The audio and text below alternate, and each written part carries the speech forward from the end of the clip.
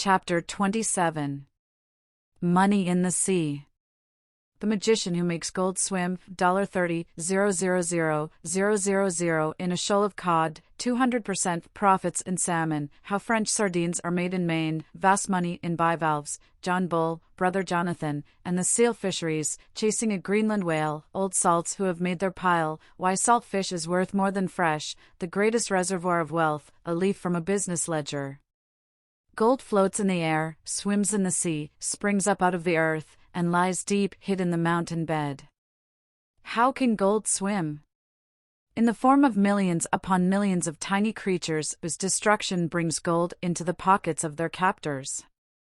Literally, the ocean is the biggest field of revenue on the planet. It is a reservoir of wealth which all the ages are not likely to exhaust. Further, the ocean, unlike the land, has not been and cannot be partitioned out among individual owners. Any man can enter upon any body of water not actually occupied by another, and appropriate all that he finds there. The following are among the most profitable of the fisheries: 899. Oregon salmon. The female salmon lays 1,000 eggs for every pound of her weight. For salmon profits go to Oregon. Immense factories, making enormous profits, are already in the field, but there is room for more. 900. Massachusetts cod. Professor Huxley estimates the number of cod in a single shoal at 120 million. What do you think of that, you who pay 25 cents for a small codfish? A shoal of fish worth $30 million. Go to Newfoundland if you want to catch cod. 901. French sardines. So-called French sardines are put up in Maine.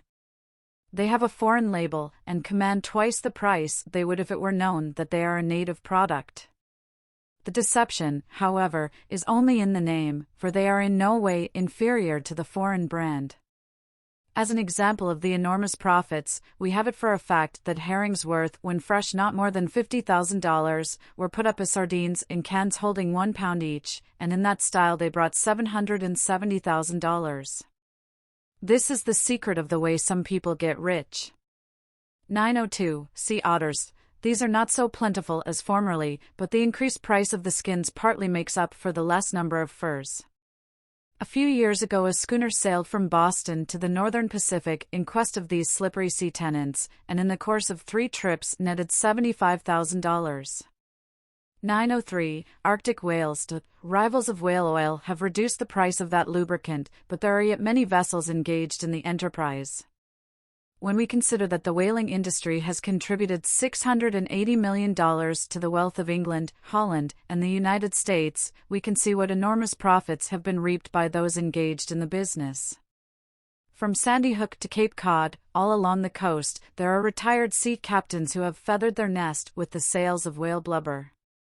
904. Behring seals. Go aboard a sealing vessel. The business is very profitable. Above 1 million seals of all kinds are taken yearly, a single vessel sometimes catching as many as 5,000.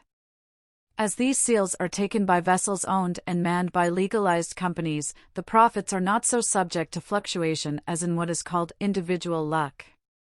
To be a member of a sealing company you must have some capital, but the business is so profitable that it pays at least 25%. John Bull and Brother Jonathan have had many disputes about the right to catch these seals. They are undoubtedly United States property, but England bases its rights in old treaties.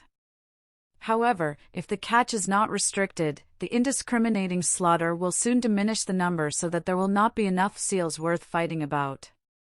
905. Seagold. Though this product of the sea has no fins, it falls more appropriately under the heading of this chapter than any other. The South Sea bubble has had a parallel in the recent excitement over golden sea waves. A clergyman, a Connecticut Yankee by the name of Jernigan, together with his brother, after many experiments, announced that they had discovered a process for extracting gold from the sea. A stock company was formed, a large capital raised, and a mill erected. But the bubble exploded with loss to all except the reverend projector of the enterprise, who is said to have made $100,000 out of the scheme.